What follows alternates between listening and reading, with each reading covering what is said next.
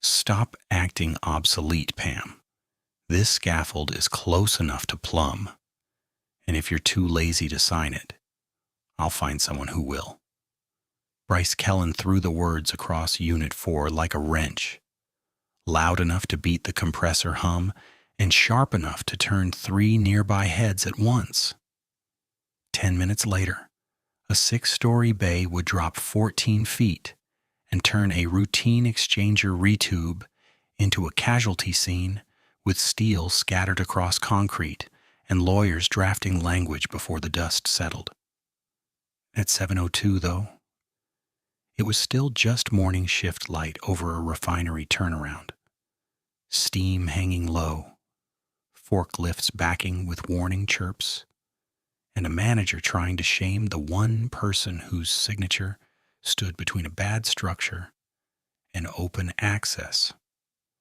Pam Fletcher did not answer him right away. She stood at the west face of the ring lock birdcage around E417, one glove on a vertical standard, the other holding her tablet with the scaffold release form frozen at the bottom where her name should have gone. Diesel odor mixed with solvent trace. A flare stack burned in the far distance, thin orange against a pale sky. She felt the concrete through her boots and the slight wrong pull in her gut from lines that did not stand true. 19 years in scaffolding had taught her that crews talked about danger in dramatic words, but failure usually arrived through small angles, tiny shortcuts, and one signature given under pressure. Bryce closed the distance. He wore a clean white hard hat and turnaround manager vest that still looked new, while every person around him carried grime in the seams of their cuffs. "We're down 3 hours on this window," he said, voice lower now, as if volume had not already done the work. "Every hour this exchanger sits open costs this site $310,000 in deferred production. I am not losing another hour because you're chasing fractions." Pam lifted her eyes from the tablet and met his stare. She had dealt with bluster before. She had dealt with panic disguised as authority. What hit differently was the word obsolete, delivered in front of her own craft. Like 19 years of incident-free judgment were an old tool tossed in a gang box. She heard 2 pipe fitters on lift 3 go quiet above them. She heard a rigger mutter, "Here we go," under his breath. She saw Bryce clock the audience and lean harder into it. "My name is Pam Fletcher," she said, not loud, but clear enough to travel. "I am a scaffold safety specialist. I make $128,000 a year because I am paid to stop preventable falls. If this gets released, my name is attached to every person who climbs it." He gave a short laugh that never reached his eyes. "You're paid to support operations, not shut them down." "I'm paid to read what steel is telling us," she said. Pam saw his jaw set instead of easing. The answer had not sounded defensive. It had sounded procedural, and procedure left a record. He jabbed a finger toward the access tag clipped at eye level on the southwest entry. The tag still showed yellow hold status, not green release. "Your job is a gate, Pam. Open it." She turned back to the scaffold and forced herself through the check again, point by point, to keep anger from making her sloppy. Ring lock birdcage, 6 lifts, built to support 75 pounds per square foot under design assumptions that were already stretched by today's plan. Pipe fitters carried pneumatic guns. Insulation bundles waited on lift 4. A temporary chain hoist hung off the west face, and she still had no engineered tie-back package for that placement. 3 base jacks sat on cribbing darkened by oil-softened ground. One ledger lock near the northwest corner showed a hairline at the wedge seat, thin as pencil graphite, but real, 2 diagonal braces on the west lane had been removed overnight to clear forklift movement and never reinstalled. Then she checked Plumb one more time because management always demanded proof they could dismiss. She set the laser at the baseline and shot the top reference mark. The return was the same as her first reading, 2.4 degrees out of Plumb over 62 feet. That was not cosmetic. That was geometry accumulating load where it did not belong. Behind her, Bryce said, "I've seen worse pass in 3 different plants."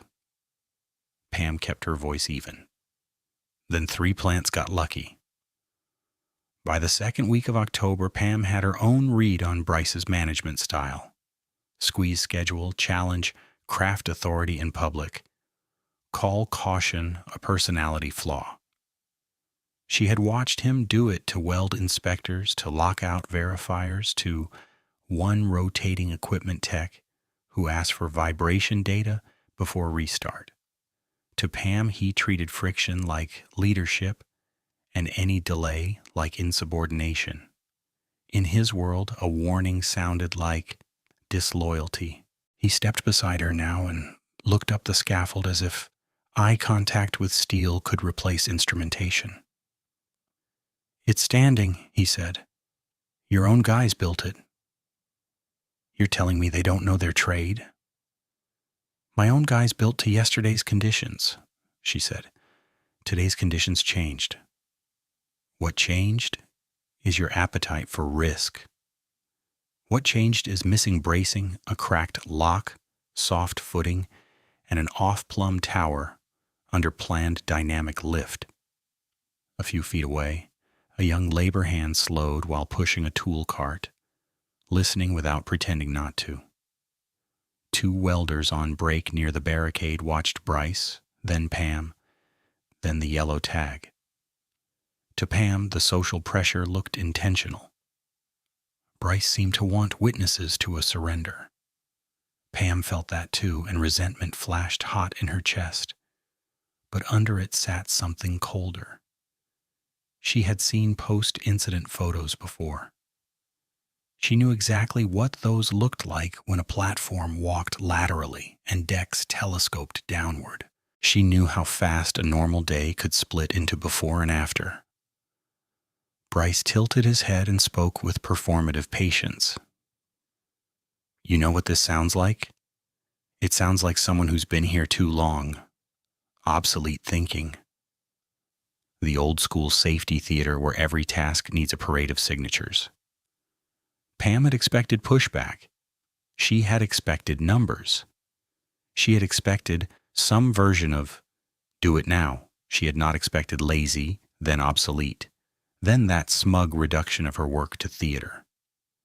Insult had a function on industrial sites. It tried to convert expertise into ego, then punish ego for resisting. She refused that frame. She had one obligation, accurate risk communication, and she was not giving him anything he could twist into attitude. "Call it old school if you want," she said. "Physics doesn't update for management style." He smiled at that, thin and hard. "There's the speech." "There's the load chart," she replied. He swung back to command voice. "I need this tag green in 5 minutes." Pam looked at the hazard list in her tablet, then at the scaffold, then at Bryce. She pictured the permit language that required corrected plumb and full cross-bracing before elevated occupancy. She pictured the refinery's own training slide that said, "Competent person authority is absolute at point of release." She pictured a courtroom screen with her electronic signature enlarged to 6 feet high. "I can't sign this in current condition," she said. That was the first direct refusal, and it landed. The men nearby heard it. A radio call crackled from the exchanger crew asking for access status. Nobody answered for 2 seconds. Bryce exhaled through his nose, then keyed his radio anyway and said, "Stand by. Administrative delay." When he lowered the radio, the mask slipped. "Do not make me repeat myself." Pam felt her pulse in her neck, steady but heavy.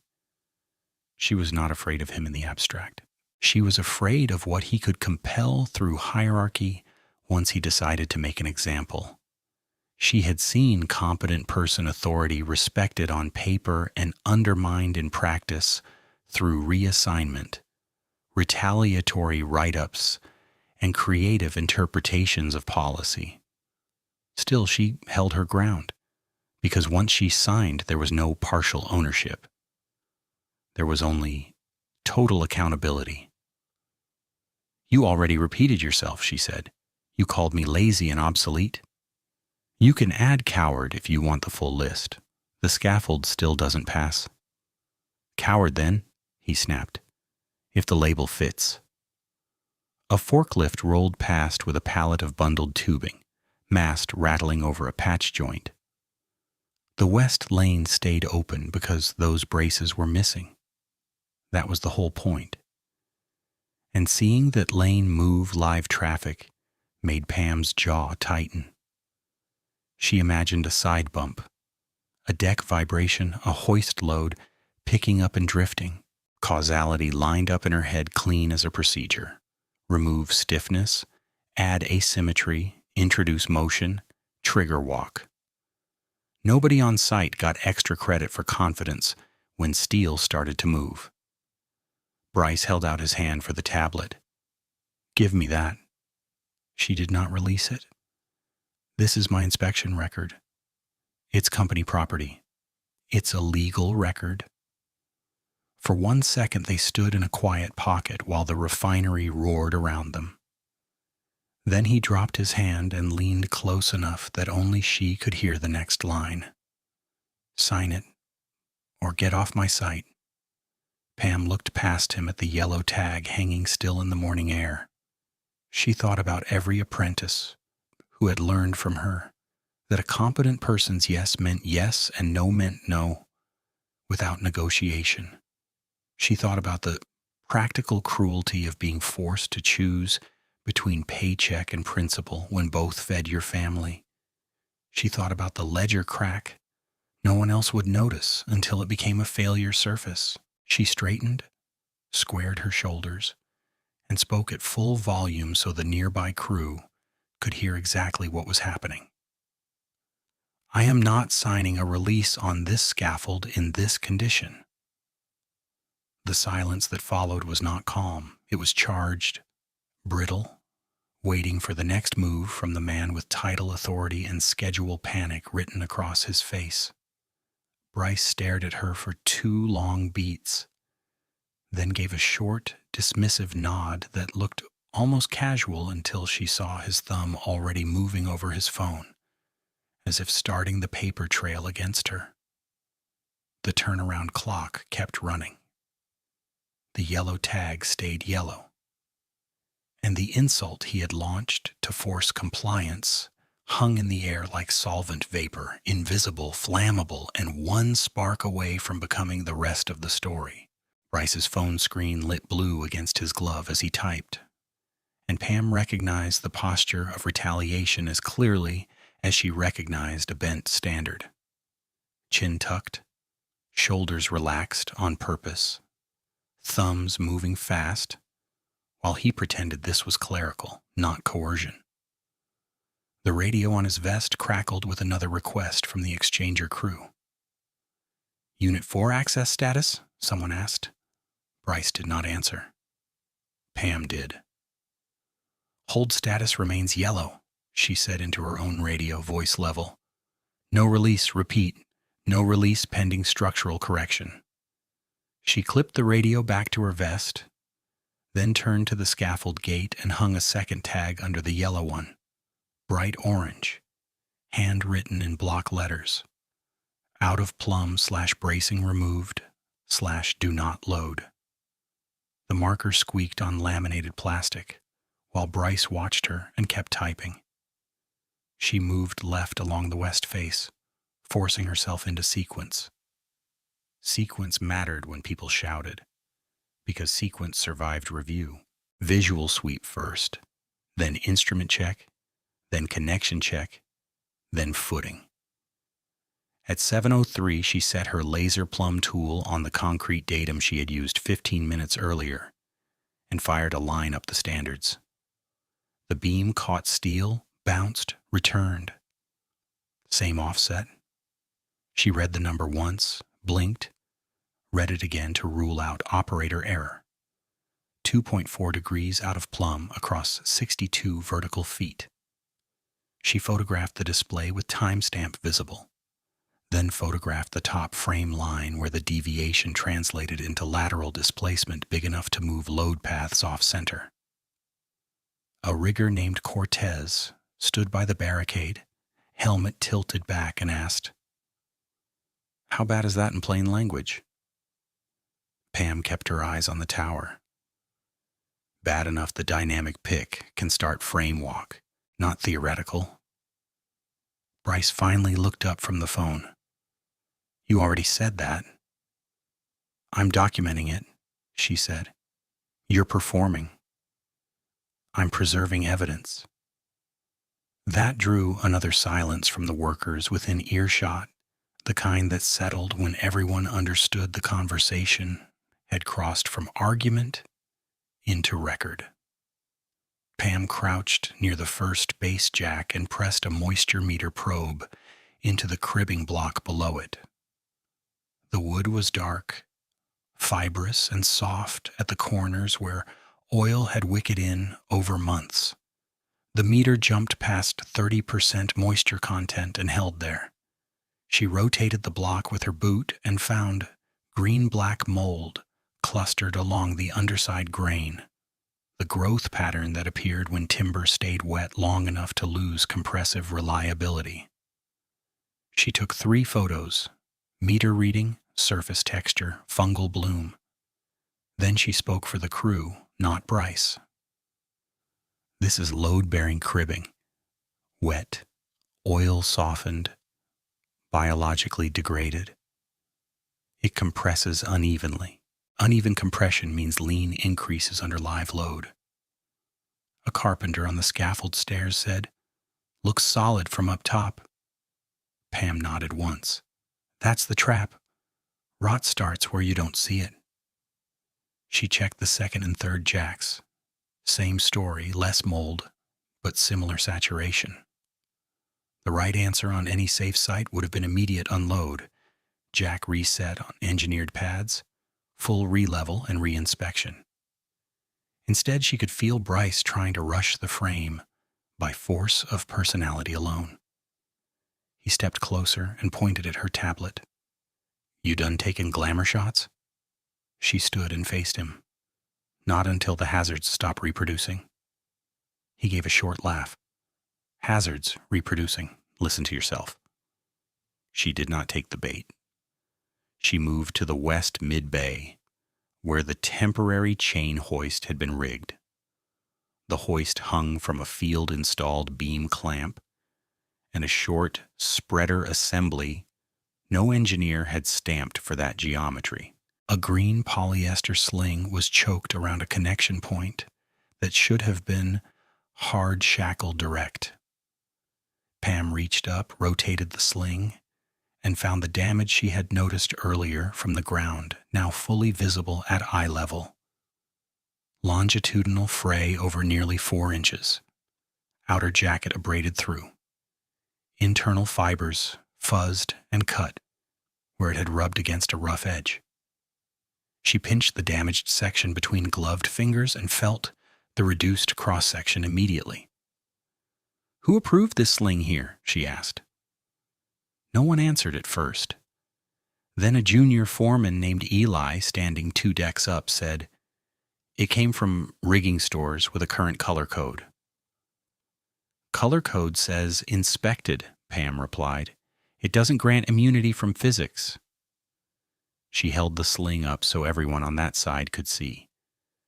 "This is a capacity reduction in progress. Under shock loading, fray propagates. Propagation means abrupt failure, not graceful warning." She photographed the damaged fibers with a scale sticker from her kit, then tagged the sling out with a red strip and wrote, "Unserviceable" on it. Bryce climbed one stair-step onto the base lift, invading her work radius. "You are not taking that out of service. We need that pick in under an hour." Pam stepped sideways to keep line of sight to the hoist and spoke in the same controlled cadence she used in training rooms. "The hoist point has 3 problems already. No engineered tieback, damaged sling, and bracket integrity unknown. I have not even done the weld check yet. It's a clamp. It's connected to a welded pad-eye extension somebody added last night. That's fabrication, not your lane. Anything carrying suspended load over occupied decks is my lane if you want my signature." He opened his mouth, then shut it when 2 fitters turned to watch. Pam pulled a flashlight from her vest and inspected the added connection plate. The bead along the lower toe showed undercut and a visible hairline at the heat-affected zone. Fine, but continuous over about 1.5 inches. She took a paint marker, traced the crack endpoints, and measured. "Cracked weld at the load path," she said into her voice recorder, "likely initiated from poor fit-up plus cyclic tug during pre-positioning." She angled the light so others could see the line. Cortez swore softly. Eli stared at the weld and stopped arguing. At 7:06, she asked for a dry run with no bundle attached so she could verify instrument response on the hoist indicator. The operator in the man lift below gave her a thumbs up and tensioned the chain lightly against dead weight. A small sensor module clipped to the hoist body cycled from green to amber, then flashed red for half a second as the load swung west, and the frame leaned into it. Red was not decorative. Red meant threshold exceedance on side load and transient overload, depending on model settings. Pam recorded the light sequence on video and called out the timestamps aloud. 0 load green, initial tension amber, swing event, red alarm at 7:06 and 19 seconds. She repeated the test. Same result, red blink on side drift. She looked up at Eli.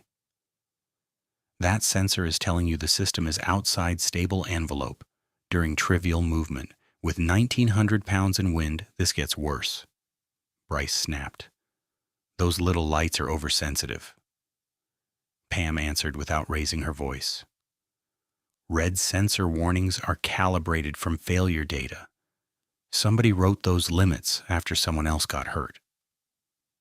The west lane forklift passed again, and the absence of 2 diagonal braces became dynamic instead of theoretical. Each time the forklift hit the patched seam in the concrete, the unbraced bay shivered just enough to telegraph through the standards. Pam felt it through her boot soles and saw it in the laser spot dancing against steel. She called the forklift halt and walked the lane herself. The removed braces were still stacked 10 feet away near a pallet of insulation, tagged for temporary clearance, with no reinstall note and no supervisor initials. She held one brace upright against the bay to show the exact missing geometry. "These are not optional members," she said. "They are the lateral spine. Remove them and the tower behaves like a ladder instead of a truss." She handed the brace to a scaffold hand. "Reinstall now both bays, torque to spec, then call me for recheck." The hand looked past her to Bryce. Bryce said, "Leave them. Traffic priority." Pam wrote in her tablet, "Direct order refused reinstall of critical bracing by turnaround manager, 7:08. By now a half circle of workers had formed at the barricade.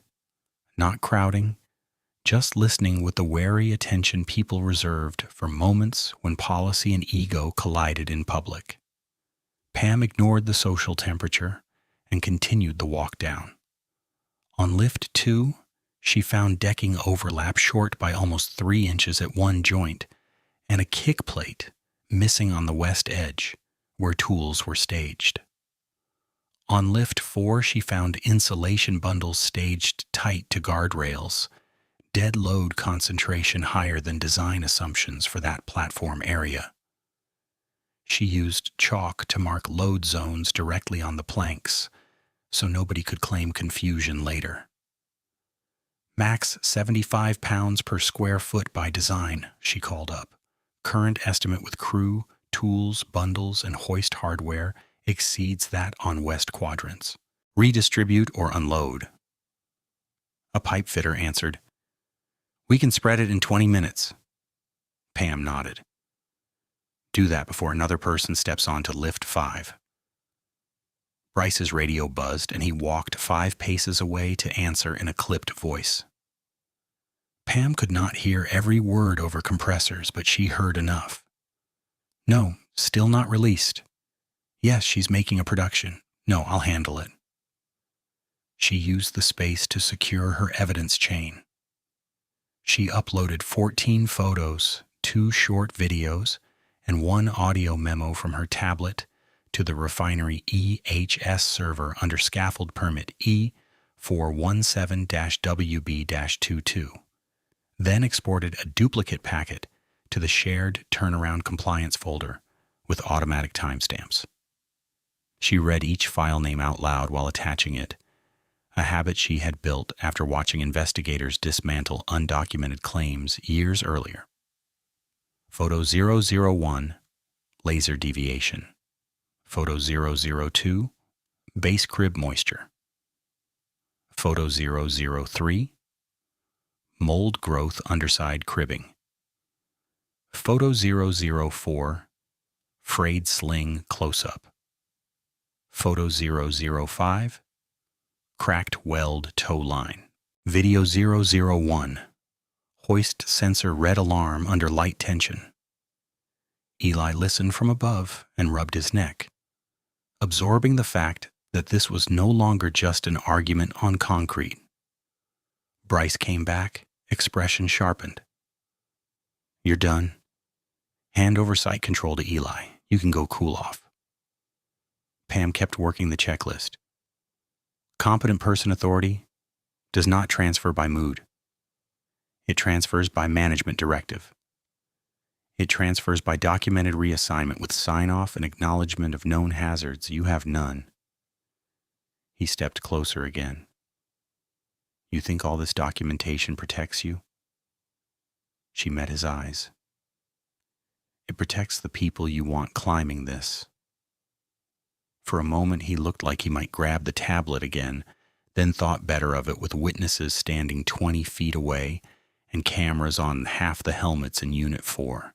He pivoted and pointed at the scaffold. "Crew stays staged. No one leaves. We are burning daylight." Pam keyed her radio one more time. "Unit 4, hold position below first lift. Do not load west face. Repeat. Do not load west face pending corrective actions." Several acknowledgments came back, uneven but clear. One voice asked, "Is this a stop work?" Pam answered, "This is a safety hold based on structural nonconformance." At 7:11, the wind shifted across the exchanger shell, enough to nudge loose caution tape and rattle one unsecured plank clip. Pam looked up through 6 levels of steel and saw the slight lean no management memo could erase. She looked at the red-tagged sling hanging slack. She looked at the crack she had traced in paint, thin as thread and waiting for tension. She looked at the moisture-dark cribbing, mold blooming where load transferred to ground. 4 separate warnings, each sufficient on its own, now stacked into a single system that had no spare margin left. She entered her final line for that inspection cycle. Release denied. Corrective actions required prior to occupancy or lifting. Then she saved the record, locked the entry with her credential key, and kept her eyes on the west face while Bryce turned away to make the next decision that would decide who listened to steel and who listened to title. Bryce did not go far. He stopped at the barricade, turned back, and pointed at the yellow and orange tags as if they were graffiti instead of controls. "Take those down and release the scaffold.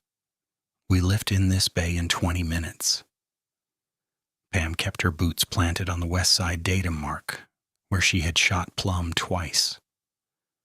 "No," she said, steady enough that the word carried through the forklift alarms. "Not in this condition." He walked back in, eyes narrow, and switched to the clipped cadence he used when he wanted witnesses to hear rank. "That was not a request. Sign it." Pam opened her tablet, pulled up the corrective action field, and spoke just like she was dictating for deposition. "Reinstall both removed diagonals on West Lane. Replace all 3 oil-softened crib stacks with rated composite pads. Pull the damaged sling from service. Remove temporary hoist until engineered tieback is approved. Replace the cracked ledger connection. Re-level to Plumb tolerance and re-inspect." She held the screen where he could read it.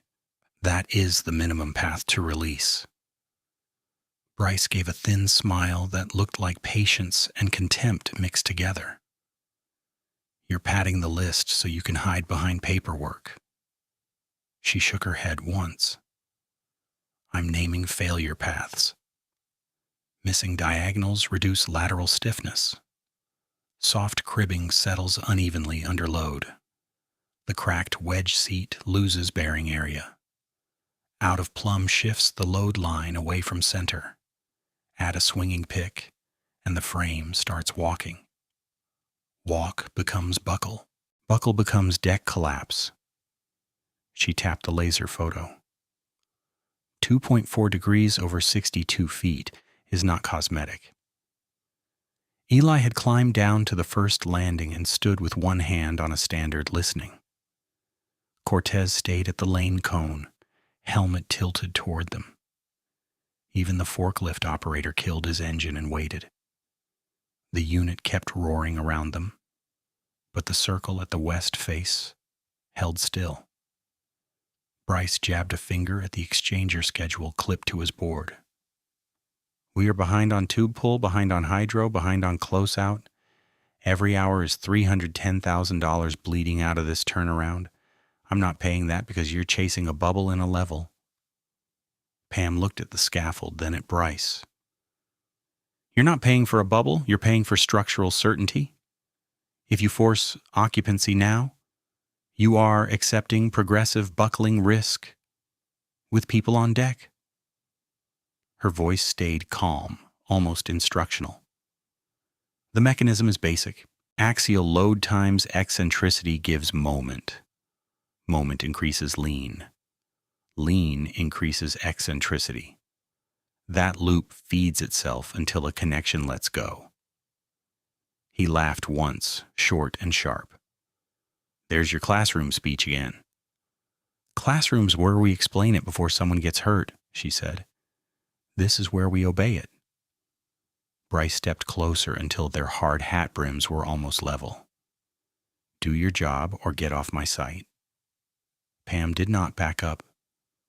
"My job is refusing this release." He spread his arms toward the scaffold as if steel could vote with him. "It's standing right now." "It can stand and still be unstable," she answered. "Failure does not send a calendar invite."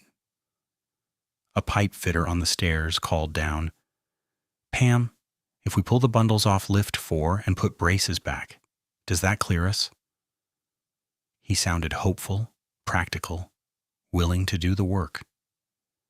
Pam turned enough to include him without losing Bryce in her peripheral vision. "It clears one set of exposures, not all. We still need crib replacement, ledger change-out, hoist tieback engineering, and Plumb correction before personnel loading above first lift." The pipe fitter nodded. "Understood." He started speaking to another hand about moving insulation bundles, but Bryce cut in.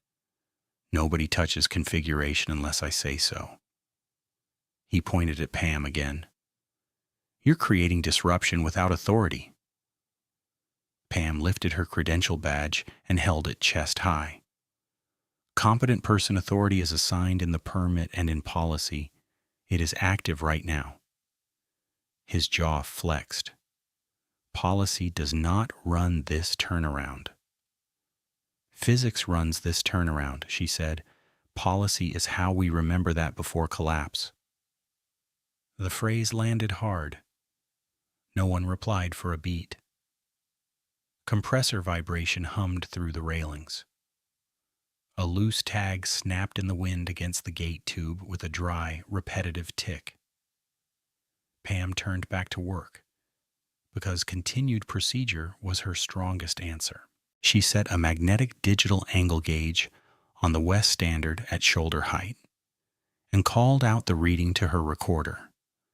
Inclination 2.38 degrees from true vertical at 7:13 and 42 seconds.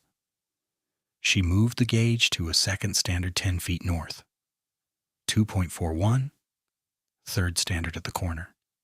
2.36. Then she faced the group. This is systemic, not a single bent member. Bryce folded his arms. Those gadgets read what you tell them to read, Pam replied without heat. Then watch me zero on this flange.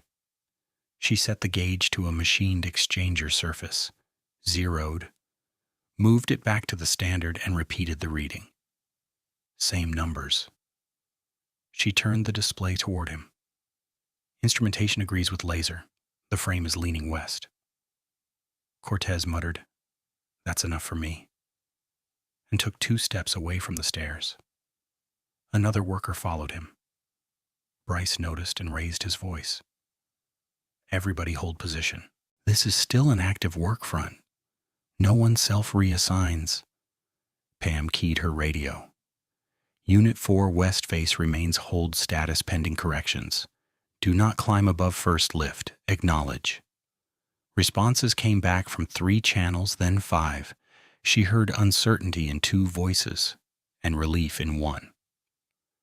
Bryce reached for her radio hand, stopped himself, and dropped it with visible effort. You are undermining command. I am documenting unsafe command, she said. He stared at her for a long second, then switched tone from public challenge to private threat, low enough that only she and Eli could hear. You are 1 signature away from staying employed here. Pam answered at normal volume so there would be no confusion about what had just been said.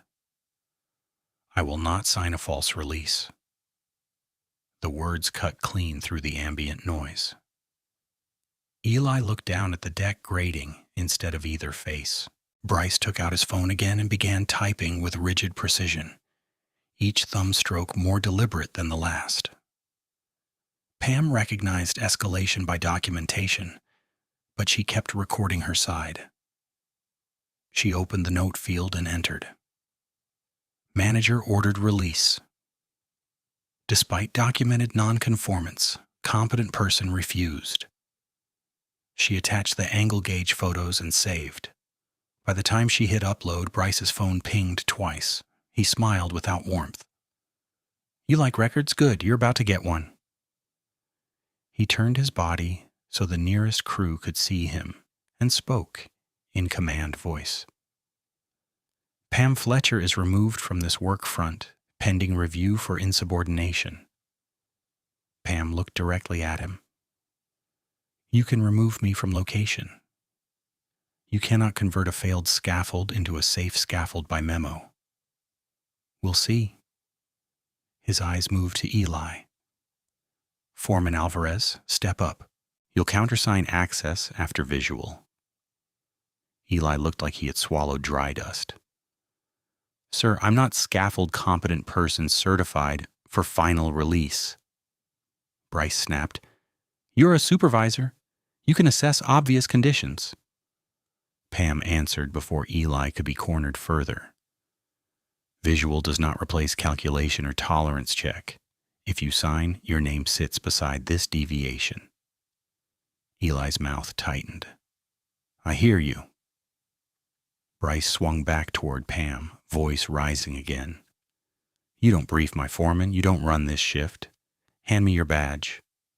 The second beat of the standoff started there, with hierarchy stripped bare and no pretense left. Pam unclipped her badge slowly, not as surrender, but as a procedural handoff witnessed by half a crew and 3 radios. She held it for 1 second before passing it over. For the record, she said, projecting each word, this scaffold remains out of compliance with permit requirements. Bryce took the badge, tapped it against his own vest like a trophy, and keyed his radio. Gate control, deactivate badge, F1172 pending disciplinary hold.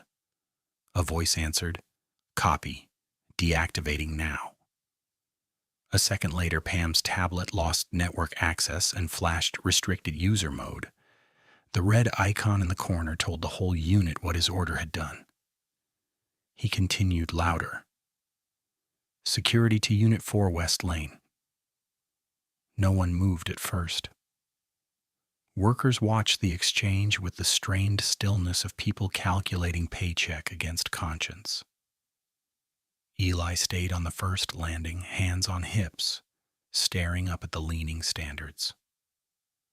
Pam addressed him directly, not pleading, just precise. If you are being ordered to sign, request the permit clause in writing and log your objection first. Note missing diagonals, compromised footing, cracked ledger seat, out of Plumb reading, and unengineered hoist tieback. Bryce cut across her. Do not coach my team. She is not wrong, Cortez said from the barricade. Bryce rounded on him. You want to join her? Cortez raised both hands and stepped back. I want a safe platform. A refinery security officer arrived at the lane opening, breath visible in the cool morning air, clipboard tucked under one arm. He looked from Bryce to Pam to the orange tag. What's the instruction? Bryce did not hesitate. Escort her off Unit 4. Suspension pending. Pam faced the officer. I will comply. I need 60 seconds to submit a protected stop work report. Bryce barked. Denied. The officer glanced at Bryce, then at the scaffold, then made a practical choice. Make it quick. Pam pulled out her phone since her tablet access was restricted, opened the refinery EHS portal through cellular backup, and selected Protected Concern, Elevated Structure Nonconformance. She entered permit number E417-WB-22, listed 5 hazards, attached 3 compressed photos from local cache, and typed the same mechanism she had repeated all morning. Out of Plumb, plus missing lateral bracing, plus compromised base support, plus damaged connection hardware, creates progressive buckling risk under dynamic load. She checked the box that notified contractor safety, owner safety, and risk governance. Submit. The confirmation screen appeared with timestamp 7/17/26 and a routing note she had seen only twice in 19 years. Underwriting review trigger due to declared structural override. She turned the phone so the security officer could see the confirmation ID, then put it away. Bryce's expression hardened when he realized where the report had routed. You just escalated this outside operations? Pam gave a single nod. You escalated it when you ordered release over documented defects. He pointed at the lane exit. Off my unit now. She started walking with the officer, boots striking concrete in measured steps. At the edge of the barricade, she stopped, turned back, and spoke one final time to the crew clustered near the west stairs. No one is weak for refusing a bad platform. If your level bubble is off and your gut says no, stop. She met Eli's eyes. Write what you see, not what you're told. Bryce clapped once, sarcastic, Speech is over. Eli, sign the tag. Eli did not move. I need to recheck Plumb and reinstall braces first. Bryce took a step toward the stairs, voice low and dangerous. That is a direct order. Eli looked up at the leaning tower, then down at the orange tag still tied beneath the yellow one. Then document that it was your order. For the first time that morning, Bryce hesitated. It lasted less than a second, but Pam saw it. Command worked best when resistance stayed private. Public resistance changed the equation. He recovered fast. Fine, I'll document it. Pam let the officer guide her past the lane cones toward the administration trailer. Behind her, radios started talking over each other again, clipped and urgent, as if language itself had become contested ground. The scaffold still leaned west in plain sight. The tags still hung at the gate. The record now existed in more than one system, with more than one witness, and Bryce had chosen to keep pushing anyway. The security officer guided Pam past the lane cones, and she went without resisting. But she did not stop looking back at the west face of E417. The scaffold leaned just enough to register as wrong once your eye had been trained. And once trained, you could not unsee it. The yellow hold tag and her orange warning tag fluttered together at the gate like two flags from the same country, both ignored by the one person now running the shift. Behind her, Bryce's voice cut through radio traffic again. Unit 4 West access is management cleared. Stand by for tag update. The officer heard it too and exhaled through his nose. At the bottom step of the administration trailer, Pam stopped and turned to him. I need your name and badge number for my incident note. He nodded, gave both, and watched her type. She logged involuntary removal, active structural nonconformance, and live occupancy pressure under protest. She added one sentence she had learned to write in plain language for people who never climbed steel. If the scaffold is loaded before correction, collapse potential is elevated and immediate. She hit send to contractor safety and owner rep safety, using her phone as a supplemental update tied to her already submitted protected report, E417-WB-22. Then got an automated confirmation that the update had been appended under the same case ID and routed to the same risk governance chain. 30 seconds later, a second notification arrived. Status changed from supplemental submitted to received by duty coordinator. The paperwork was moving. The scaffold was moving faster. From where she stood, she could still see the west stairs through a gap between pipe racks. Eli had not touched her orange tag, but someone had clipped a fresh green access card above it with a black marker note that read, per ops direction. She stared at the stack of contradictory colors and felt anger collapse into a colder emotion, dread with nowhere to spend itself. The record was clean. The controls were broken. She keyed her phone and called the turnaround duty coordinator directly. This is Pam Fletcher on protected report E417-WB-22. They are preparing to load an unreleased scaffold right now. The coordinator's voice came clipped and alert. I have your packet. I'm dispatching owner safety to Unit 4. Make it immediate, Pam said. We are minutes from a dynamic pick. I understand. She ended the call and checked the time. 7:18. Compressor roar rolled across the unit in a steady metallic thunder that made all human decisions feel both small and irreversible. The security officer stayed beside her, uncertain whether he was still escorting or now witnessing. On the west lane, forklift traffic resumed. even though the two missing diagonals were still lying against insulation pallets. A rigger walked them toward the bay, then stopped when Bryce waved him off. "Leave traffic clear," Bryce shouted. "We pick first, tidy later." Pam pressed 2 fingers to the bridge of her nose and forced herself to narrate what she was seeing into her phone recorder, because voice shook less than hands. West brace pair remains removed. Base cribbing not replaced.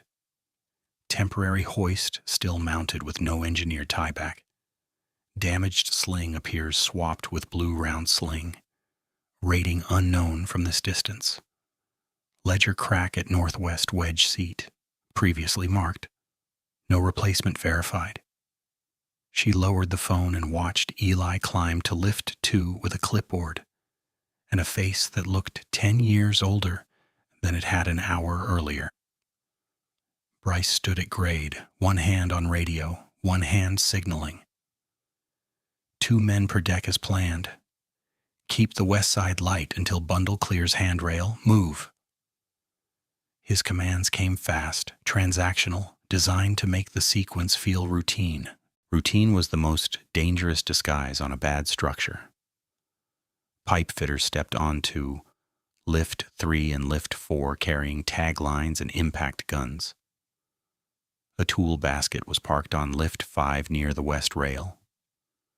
Pam saw one worker hesitate at the stairs, glance at the orange tag still visible under the new green card, then climb anyway after Bryce pointed upward without saying a word.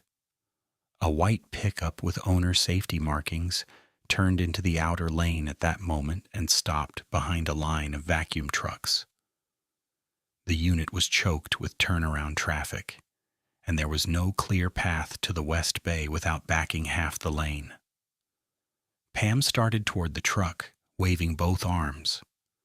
The driver saw her, opened his door, and shouted, "Unit 4 West?"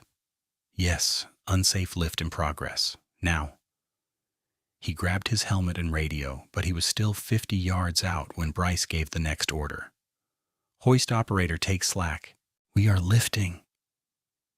Pam was already moving back toward the barricade when the chain hoist motor engaged with a high, grinding whine.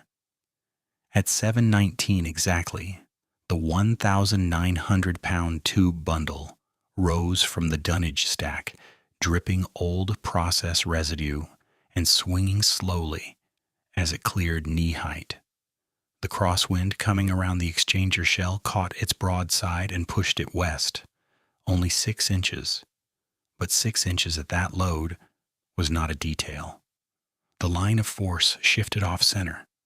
The leaning frame accepted that shift and translated it into motion. "Hold it," Eli yelled from lift 2. "She's walking." Bryce snapped back. "Keep it smooth. Bring it up."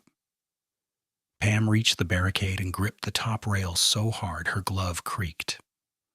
The West standards, already biased by the 2.4-degree lean, flexed under the asymmetric pull. Not dramatic at first, just a visible tightening. A slight bow that traveled upward like a pulse through stacked steel. The hoist sensor on the rig body flashed amber, then red. Even from her distance, she could see the red blink strobe against gray metal. "Red alarm," a rigger called over radio. Bryce answered instantly. "Sensor chatter. Continue." 8 seconds after initial lift, the West standards kicked outward at the 4th lift, a sharp lateral jerk as one base point settled deeper into softened cribbing. The movement was small in inches and catastrophic in meaning. Pam heard herself say, not to anyone in particular, "There it is." Eli blew his whistle and screamed, "Down! Down! Get off the deck!" 2 workers dropped to their knees and grabbed rails. One tried to descend and froze when the stairs shuddered. 11 seconds in, the cracked ledger seat at the northwest corner failed. It did not explode. It sheared with a hard, metallic pop, like a thick bar snapping under a press, and then the connected bay lost its geometry. One node going open transferred force into adjacent locks that were never designed for that impulse. The failure propagated laterally and down. 17 seconds after the pick began, the fifth and sixth lifts pancaked in a zipper sequence from northwest to west-south, couplers snapping in rapid fire. Steel tubes dropped through planked levels, struck guardrails, ricocheted, and tore openings where deck continuity had existed a second earlier. The sound was not one crash. It was hundreds of impacts layered together. Gunshot cracks from couplers, drum-deep booms from standards hitting concrete, shrieking scrape of metal on metal, men shouting names over compressor noise that swallowed half the words. "Evacuate west! Evacuate west!" Owner Safety yelled into his radio as he reached the lane. Pam vaulted the outer hose line and ran to the casualty perimeter until the security officer caught her arm. "You can't go in yet." She jerked free enough to point, not break loose. "There are still people on Lift 3 South Side." He saw them too and keyed emergency response. A section of aluminum planking came down at an angle and struck the tool basket on Lift 5, tipping it over the rail. Wrenches, sockets, and a heavy battery light cartwheeled through open air. The basket itself fell like a cage and punched into a small-bore solvent line mounted along the exchanger skirt. The line split at the clamp point. A white mist atomized instantly and rolled low before rising, a vapor cloud widening across the west lane. "Kill ignition," someone shouted. A portable trouble light, knocked from its hook during the collapse, swung once, hit the concrete, and sparked at the guard cage. The vapor ignited in a blunt flash that washed orange across the lower bay and up the exchanger shell. Heat hit Pam's face from 30 yards away, dry and sudden, like opening a furnace door. Workers near the lane dropped and covered. A second, smaller pop followed as residual solvent in the torn line burned off. Then alarms took over. Sight siren, unit horns, radio tones stepping over each other in escalating priority. Firewatch teams moved fast. 2 extinguishers discharged in white arcs. A fixed hose stream came online from the south manifold and knocked the remaining flame down within seconds. The flash was brief, but it had done what every secondary event does. Widened the damage zone, multiplied confusion, and turned a structural collapse into a multi-system emergency. Pam forced herself into triage mode because panic wasted time. "Accountability board," she shouted to the nearest supervisor. "Get me deck roster now." She scanned for movement in the collapsed bays. One worker near the base was motionless under twisted railing and planks. 2 others were crawling clear with help from a rigger and a mechanic. Another sat against a column clutching his arm. Helmet gone, eyes wide but focused. Medics arrived with backboards and cervical collars, kneeling in practiced rhythm amid scattered couplers and torn caution tape. Bryce stood 10 feet from the gate, white hard hat streaked with dust, radio in his hand and no command voice left. "How many?" he asked. "Nobody and everybody." Eli answered him, voice cracked but steady. "1 down at West Base, 6 injured that I can see, more being checked." Owner Safety turned to Bryce and said, flat and formal, "This unit is shut down. You are not issuing another operational instruction." Bryce started to respond, then looked at the collapsed lifts and stopped. The green card he had clipped over Pam's warning tag had burned at one corner and curled backward, exposing the orange text underneath. "Do not load." By 7:26, emergency teams had established hot, warm, and cold zones around E417. Unit 4 operations were suspended. Attendance was being reconciled against sign-in logs and deck assignments. Pam gave medics names and likely deck locations from memory, then handed owner safety her phone with the recorded hazard narration and timestamps. "Chain of evidence starts before lift," she said. "You need this preserved." He took the phone, nodded once, and replied, "It will be." She stood at the edge of the cold zone while foam residue drifted along the concrete and the smell of burnt solvent mixed with wet dust and hot steel. The refinery noise continued in the distance because large systems do not stop all at once. But inside the barricade, the scene had shifted to the quiet efficiency of consequence. Stretchers, cameras, measurements, statements. Bryce watched from behind a line of red tape, shoulders rounded now, as investigators marked the west base jacks, the missing diagonals still leaning where they had been left, and the cracked ledger seat she had paint-marked before sunrise.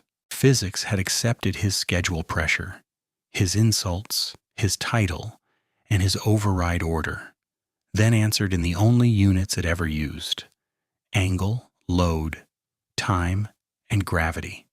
Pam stayed at the tape line while the incident command trailer was rolled into position on the south apron, and a temporary accountability board was zip-tied to a barricade panel. Owner safety took command from operations in under 3 minutes, and the language changed from production to control. Personnel count, hazard isolation, ignition sources, witness separation, evidence preservation. A medic captain walked up to Pam with a tablet and asked for deck assignments by name. She gave him every name she could place, lift by lift, then corrected herself twice when memory tried to blur faces under hard hats. Near the west base, responders finished shielding one worker from view with portable screens. Nobody needed to say what that meant. The siren had stopped, but the unit still carried a thin ringing quiet where people spoke lower than normal and listened harder than usual. Bryce moved once toward the command table and was blocked by owner safety with a flat palm and a sentence that was now part of record. "You are relieved of operational authority pending investigation. Stay available. Do not direct crew." Bryce opened his mouth, closed it, and stepped back behind the red tape. At 7:34, isolation teams confirmed the solvent line was blocked, bled, and tagged. At 7:39, Firewatch called the flash area cold. At 7:42, the rescue captain gave a casualty update to command. 1 fatality confirmed at scene, 6 injured transported for evaluation and treatment, 2 with serious fractures, 4 with mixed trauma and smoke exposure. Pam listened with both gloves pressed flat on the folding table to steady herself. She had rehearsed this kind of report in drills for years, always with placeholders and pretend names. Hearing real names read in clipped operational cadence made anger feel useless and grief feel procedural. The owner representative asked her for her evidence chain, and she handed over her phone, the cached photos, the laser readings, the angle gauge captures, and the voice memo timeline. He dictated each item to a recorder for custody log. Received from Pam Fletcher at 7:45. Source files include pre-incident hazard documentation and active event narration. Pam watched the recorder initial every line and felt one small piece of control return. Facts were now anchored outside anyone's memory. By 8:10, the first regulator notification call was made from the trailer speakerphone so legal and safety could hear the same words at the same time. The caller identified the site, unit, event type, casualty count, and immediate controls. The federal duty officer on the line asked 3 questions in sequence. Was the structure released for use? Were modifications made after inspection? And had there been prior written warning? Owner safety answered the first with painful precision. Release status was contested. A management override was applied after competent person denial. He answered the second and third by referencing Permit E417-WB-22 and Protected Report timestamp 7/17/26. Pam stared at that timestamp on the whiteboard as if it were a bolt pattern she could torque back into place. It did not bring anyone back. It did establish causality before narratives could be cleaned up. At 8:27, Risk Governance joined by video from headquarters. Their counsel asked for all communication records from 6:45 forward, including radio logs, badge deactivation records, and EHS portal routing metadata. When the portal administrator shared screen, the underwriting trigger sat there in plain text from Pam's protected submission, already pushed to the insurance carrier queue before the collapse. A minute later, a carrier analyst joined audio and read from a conditional risk notice issued 2 days earlier, tied to unapproved elevated structure field modifications and unauthorized permit overrides. The notice had been delivered to operations distribution at 5:56 that morning and marked received. Nobody in the trailer spoke while the analyst read the operative clause. Coverage exclusion applied to claims arising from non-compliant scaffold configuration and documented override of competent person controls. The line sounded dry, almost bureaucratic. But everyone at that table understood what it meant. The largest costs would sit on the company and contractors, not the insurer. Pam felt a hard, bitter irony settle in her chest. The warning that made no noise had become the loudest consequence in the room. 3 hours after the collapse, she gave her formal witness statement in a converted conference room that smelled like coffee, wet concrete, and extinguisher powder tracked in on boots. 2 investigators sat across from her, one from corporate safety and one from external counsel. They asked her to walk the sequence in strict order and stop whenever she inferred beyond direct observation. She did exactly that. 7:03 laser confirmation at 2.4 degrees out of Plumb over 62 feet. Moisture-compromised cribbing at 3 base jacks. Removed west diagonals not reinstalled. Cracked ledger seat at northwest wedge. Temporary hoist without engineered tieback. Red sensor alarm under light tension at 7:06:19. Release denied. Badge suspended. Protected report filed at 7:17:26. Lift began at 7:19. West kick at approximately 8 seconds. Ledger shear at 11. Progressive pancake through 5th and 6th lifts by 17. Secondary flash fire from punctured solvent line and ignition at portable light. She gave each point in the same tone she used during inspections, because precision was the only respect left she could offer the injured and the dead. At 12:40, hospital liaison called Incident Command with the first consolidated medical update. 4 injured workers were stable and expected to recover with surgery and rehabilitation. 2 remained in serious condition but out of immediate danger. Families had been notified. Pam sat on a plastic chair in the hallway outside command and listened to that update through a half-open door. She had trained many of those contractors in scaffold access briefings. She could picture where each one usually clipped his radio and how each tied off his lanyard, She kept hearing the same sentence she had said on the West Lane. Failure does not send a calendar invite.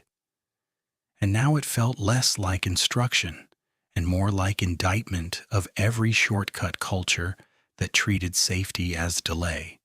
A superintendent she barely knew sat down beside her and said, "You did what you were supposed to do." She nodded once, not trusting her voice to stay even. By sunrise the next day, Unit 4 looked like a preserved crime scene.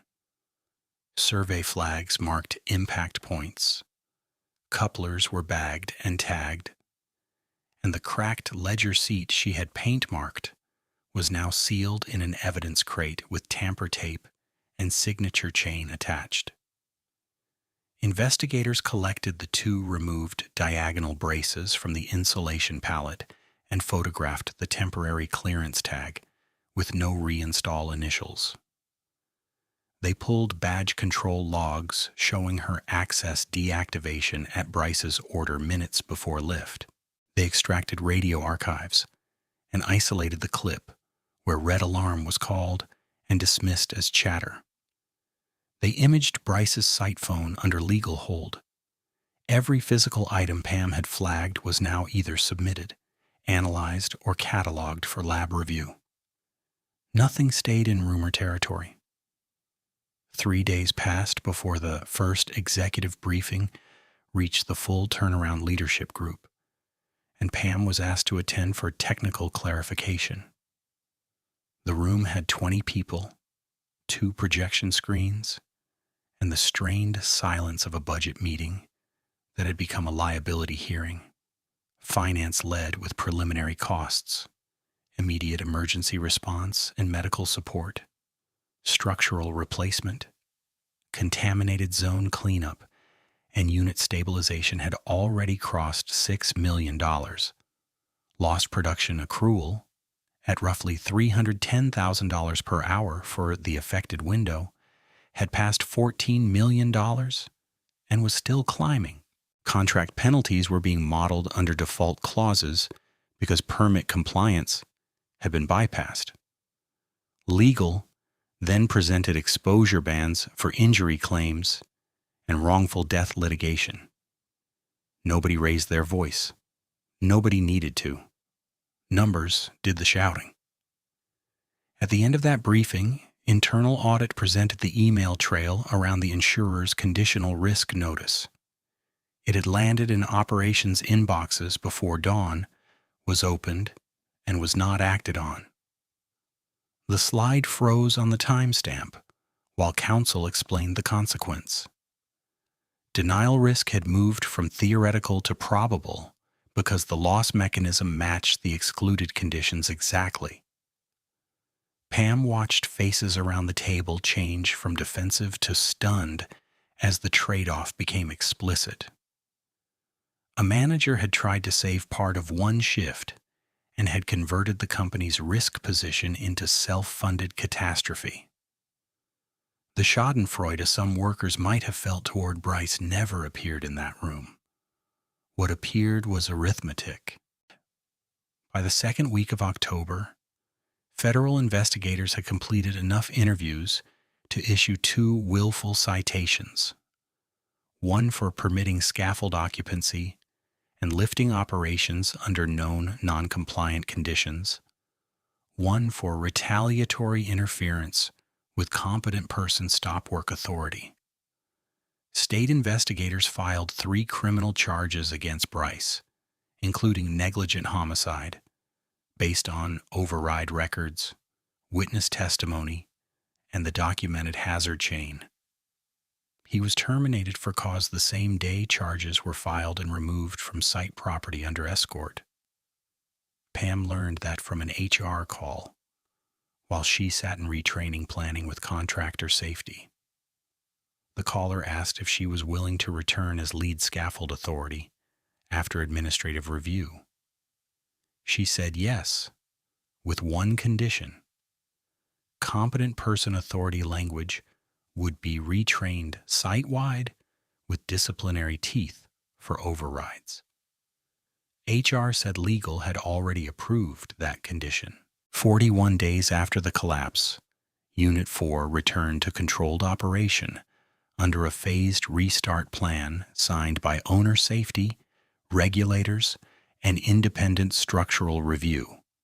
Final internal accounting put direct damage at $18.7 million, separate from production loss and litigation reserves. The insurer issued formal denial on the Scaffold-related claims, citing the pre-loss exclusion notice and verified permit non-compliance. Contractor civil claims moved into mediation, and the family of the deceased worker filed suit that the company chose not to contest on liability, only on settlement structure. Pam attended one deposition prep session where counsel showed her enlarged photos of the west face and asked if she stood by every pre-incident note. She answered yes to each one. Standing by them did not feel like victory. It felt like carrying weight that should never have been loaded in the first place. 90 days in, the case file had hardened into the kind of record people used in training rooms for years. Time-stamped warning, hierarchical override, rapid mechanical failure, secondary ignition, fatal outcome, denied coverage, criminal exposure. Pam walked back through Unit 4 on a cold morning with a new cohort of supervisors and stopped at a painted line on the concrete where the West Bay had stood. She did not dramatize.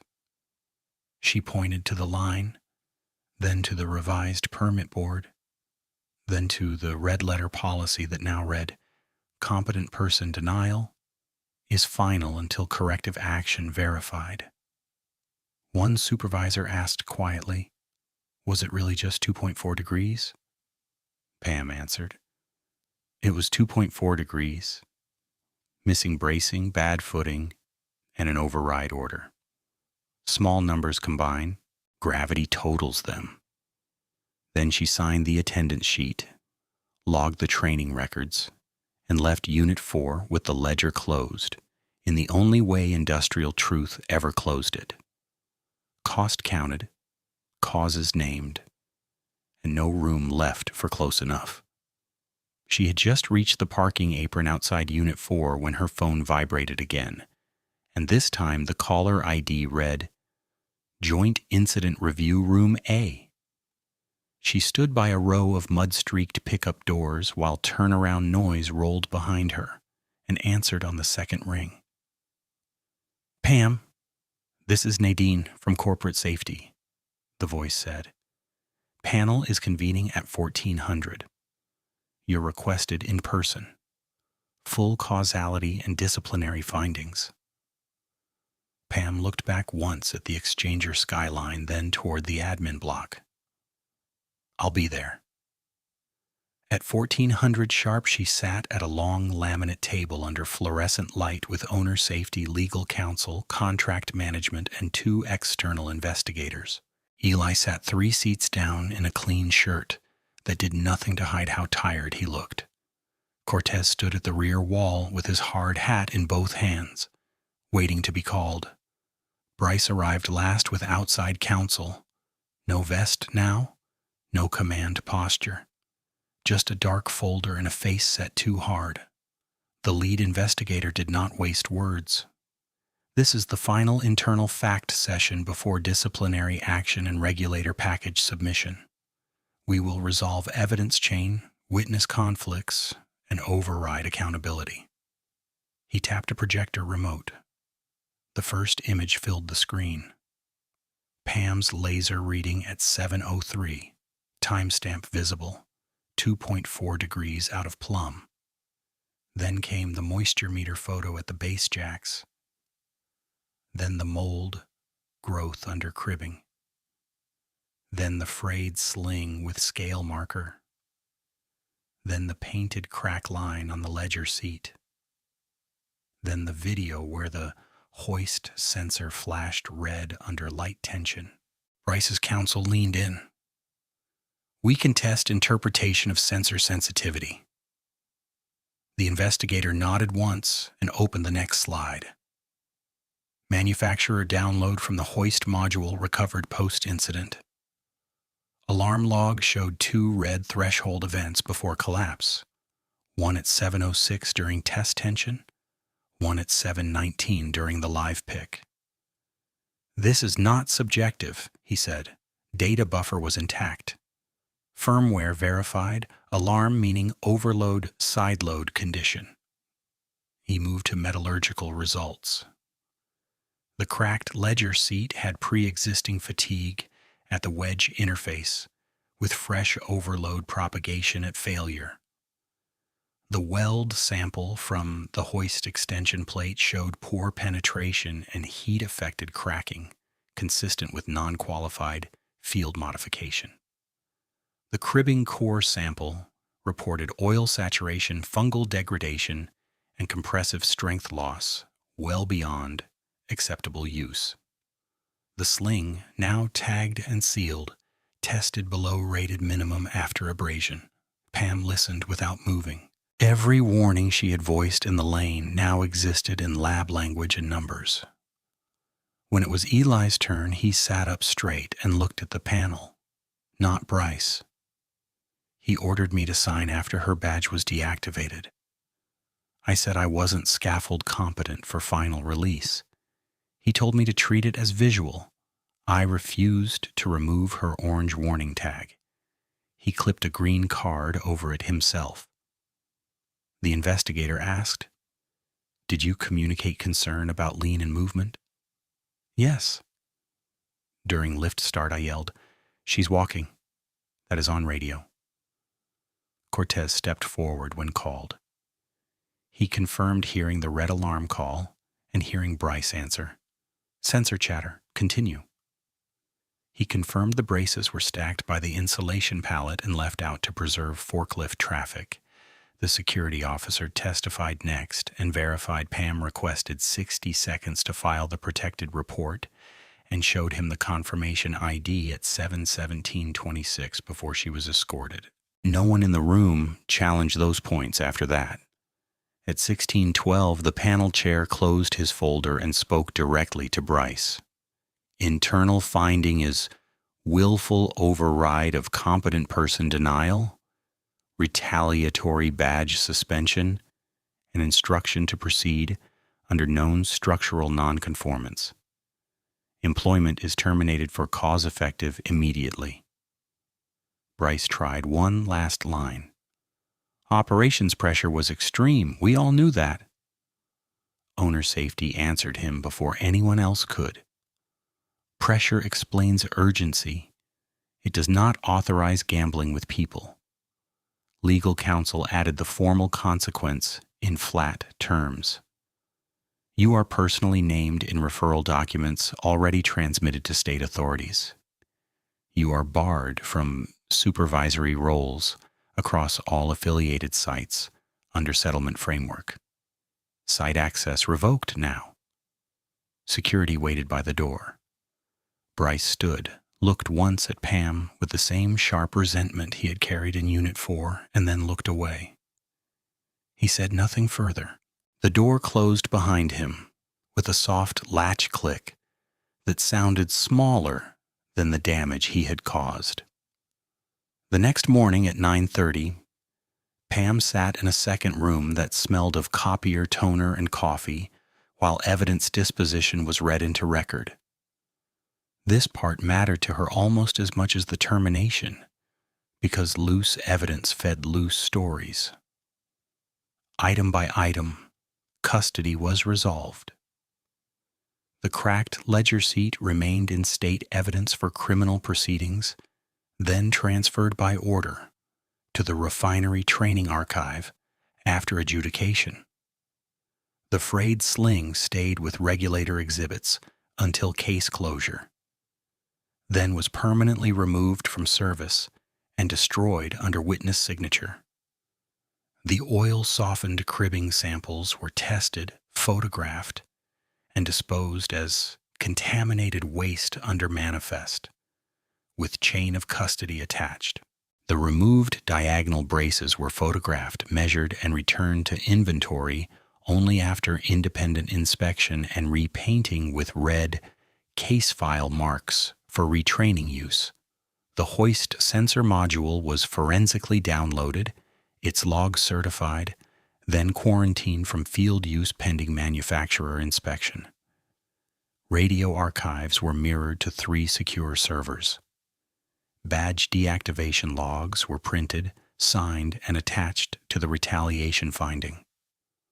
The burned green card and orange warning tag were sealed together as paired exhibits because they documented override intent in one image. When the clerk finished, she looked at Pam. "Any outstanding physical items you believe are unaccounted for?" Pam checked her own list and shook her head. "No. Every flagged item is resolved." By the 3rd Tuesday in January, she sat in a county courtroom under dry heat vents while the criminal matter closed. The judge read findings from the bench. Negligent homicide, willful safety violation, retaliatory interference with a protected safety function. Bryce stood in a suit that did not fit well at the shoulders, hands flat on the rail, and listened as sentence terms were read. Custodial time, supervised release, and a prohibition on managing safety-critical industrial work. Before sentencing ended, the judge looked over his glasses and said, "This court heard repeated evidence that warning was explicit, mechanism was explained, and authority was ignored. Title did not excuse the conduct. It aggravated it."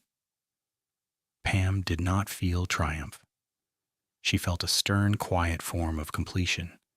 The system had named what happened without softening it. Outside the courtroom, Eli caught up to her on the steps. Wind pushed cold through the plaza and made both of them squint. "I should have walked my crew out earlier," he said. Pam answered the way she had learned to answer people who survived decisions they wished they had fought harder. "You resisted under direct pressure. You documented the order. You testified clean. Do not waste that by rewriting yourself as useless." He nodded slowly. "I'm taking the competent person course next cycle. Full certification." "Good," she said. "Then teach it right when it's your turn." By early spring, mandatory Scaffold Authority retraining ran in Bay Conference 2 with every supervisor on rotating attendance, including contract leads who used to treat permit language as paperwork. Pam stood beside a rebuilt ring lock mock-up that intentionally included a slight preset lean and removable diagonals for demonstration. On a table behind her sat the training archive case, photos, anonymized radio transcript, and a decommissioned ledger seat from the failure, edges dulled and labeled. She began the session with the same blunt credential line she had used on the West Lane. "My name is Pam Fletcher. I am a scaffold safety specialist. I make $128,000 a year because I am paid to stop preventable falls." No one smirked. Pens moved. She walked them through the causal chain in live sequence. When Plumb is off, load line shifts. When braces are missing, lateral stiffness drops. When footing degrades, settlement increases lean. When dynamic load swings, each weakness multiplies the others. That is progressive buckling. It is not drama. It is mechanics. A supervisor in the back asked, "What if operations says proceed and fix after first pick?" Pam pointed to the policy board, where one line now appeared in red block letters above every permit station on site. "Competent person denial is final until corrective action verified." "Then you stop," she said, "and if someone threatens your badge, you file protected report before you hand it over." Another attendee asked, "Did every report you filed that day actually get read?" "Read, routed, and used," she said. Duty coordinator dispatch log, insurer trigger, regulator notice, legal finding. Paperwork is quiet until it isn't. At the end of the session, each supervisor had to perform a practical release drill. Eli went first. He checked level, confirmed brace configuration, verified footing, inspected connection points, and found a planted defect the training team had hidden at the west corner. He stepped back and said clearly, "Release denied pending correction." Pam signed his evaluation sheet and slid it across the table. That is how you keep people alive. When the room emptied, she stayed behind to file the final training records into the incident closure package. Nadine from corporate safety stepped in with one last document. Formal reinstatement letter with back pay completed, authority scope expanded, and a site-wide memo naming Pam as lead for elevated structure governance through the next turnaround cycle. Nadine set the letter down and said, "You were right at 7:03, and you were right at 7:19, and now it's written where nobody can bury it." Pam folded the letter once and put it in her binder. Through the window she could see Unit 4 in afternoon light, steel bright and still, crews moving under revised controls that existed because one refusal had held. "Close enough is not a standard," she said. Nadine gave a short nod. "Not anymore." Pam shut off the conference room lights, stepped into the corridor, and headed back to the unit where tags were checked, braces were counted, and every release carried the weight it should have carried from the start.